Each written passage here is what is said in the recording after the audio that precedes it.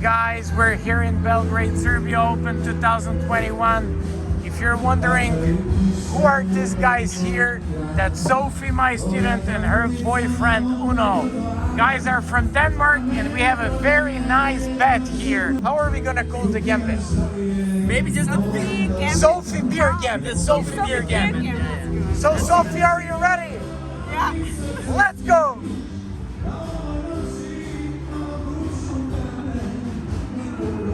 Guys! And this is the gambit in England. C4, D5 English opening, and then she plays Smith more reverse. It's gonna be called Sofie Beer Gambit. Thank you so much. Belgrade 2021. Thanks to both of them for coming to Belgrade, to Serbia Open to play. And there's a very interesting story behind all this. Sofie is my student. We've been working together. By the way, she's played like 3 tournaments in Serbia. In 2 tournaments, she made like rating plus, while in Belgrade, she made us minus. But overall speaking, she actually got some rating points, which is good. And one night we just went out and had some nice time. Couple of beers, actually. You know that I don't drink it, but she does. You could have seen that. And at some point, we actually made a bet and she made a proposal. She said, Maya, what do you say if I, within 4 seconds, take like a drop beer? Would you make a video after my name and I have a special gambit after my name? I said, definitely I'm gonna do it. I don't think you could get a beer within 4 seconds. Well, she's complete recorder. Basically, no one is gonna be able to beat her so easily, and that was the bet. And as a part of the bet, I just promised I'm going to publish out her Sofie Beer Gambit. We're gonna call it this way. And let me just tell you how does it actually begin and what's happening. After C4 English opening, you just play E5. And since one of the most common reactions are knight c3 or g3, those who play g3, Sofie said, Maya, we go with d5. I said, okay, but what if c takes? Then she says, then you play c6. I can see a big influence by Uno, her boyfriend, who's a big fan of Smith-Mora positions. And this is why she was actually attracted to this c6 move. I said, let's go with this.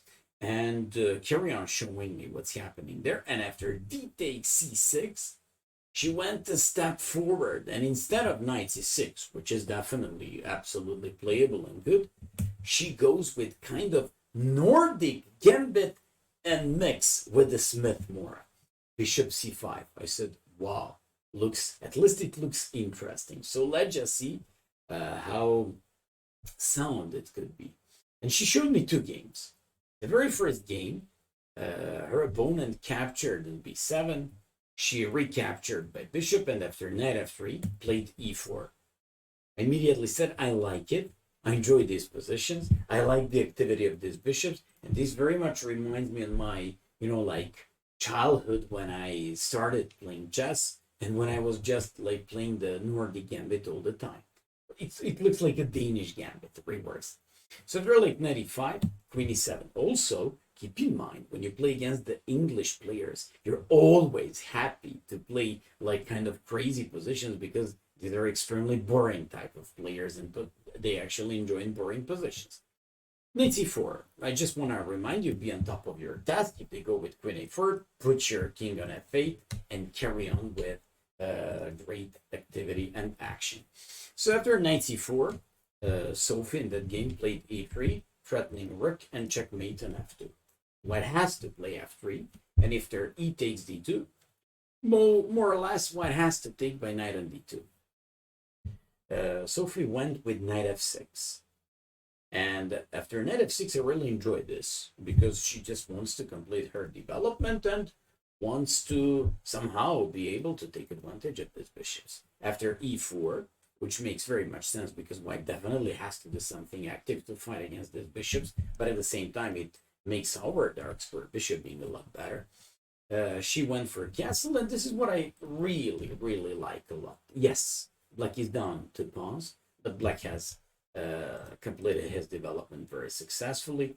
Queen on e7 goes with his x-rays against the king. King on g8 is absolutely safe, while you can place both of your rooks on e8 and d8, most likely like this. Of course, this knight should come to c6. Probably this was the only moment of the game to go with the queen e2, but even queen e2 is a difficult move here because it somehow goes after knight c6 and threatens knight d4.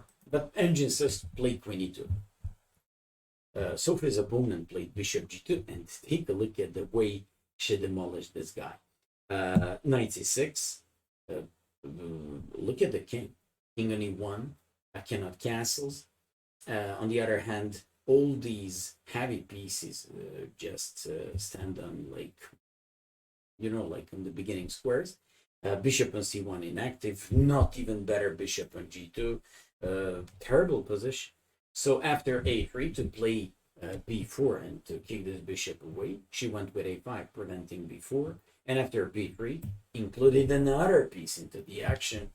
So after rook a2, she played knight e5, threatening knight c3 and threatening this fork. When this guy played rook c2, I probably he was fed up with this terrible game and in completely lost position, blundered the game. What a great game! And I was, I was amazed when she showed it to me, and I was even more amazed when she took that beer within 4 seconds. Bishop g2 is another option. Bishop g2 is another option, and it's more logical. Like, they don't want to take the bishop. Knight c6 and knight c3. Of course, that you can treat these positions in the most normal fashion with knight f6, d3, castles, knight f3, queen e7, and this is nothing else but Smith-Morra in a reversed, which is absolutely fine. But this looks like a little bit like my chess. She went with the h5 move. You know how much I like this h5 possibilities. She went for h5, and she wants to take advantage of not having knight on f3. But white goes with knight f3 and says, so what? So h4. And after knight h4, a beautiful rook takes h4 sacrifice. What a great creativity by Sofie. And after like g takes h4, queen h4. Of course, she threatened checkmate.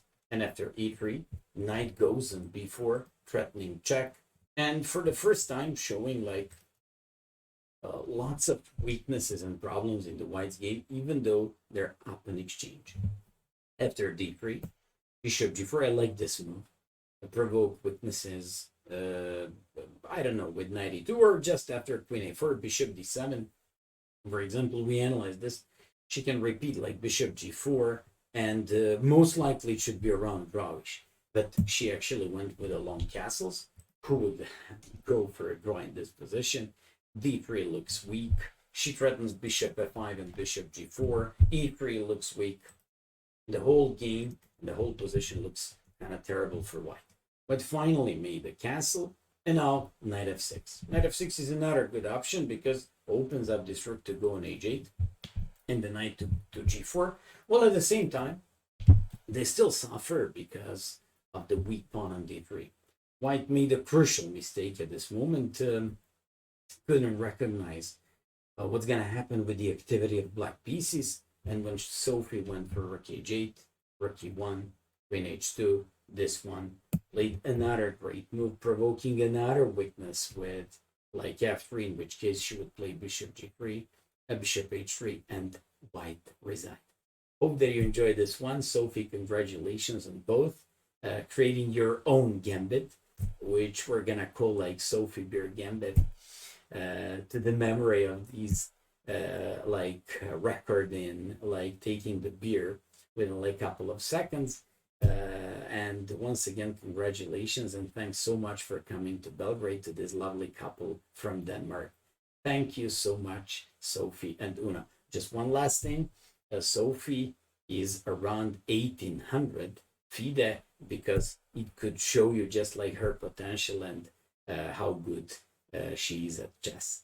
Thank you so much, and see you soon, guys. Bye bye.